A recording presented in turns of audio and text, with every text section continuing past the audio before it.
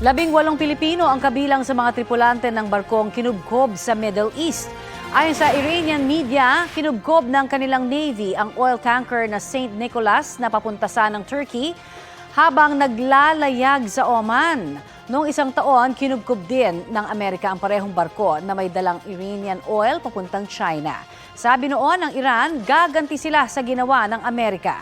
Kinundi na naman ng White House ang bagong insidente. Wala pang pahayag ang Department of Foreign Affairs tungkol sa lagay ng mga Pilipinong tripulante na may kasama ring isang Greek. Kapuso, para sa mga maiinit na balita, mag-subscribe sa GMA Integrated News sa YouTube. Sa mga kapuso naman abroad, subaybayan nyo kami sa GMA Pinoy TV at sa www.gmanews.tv.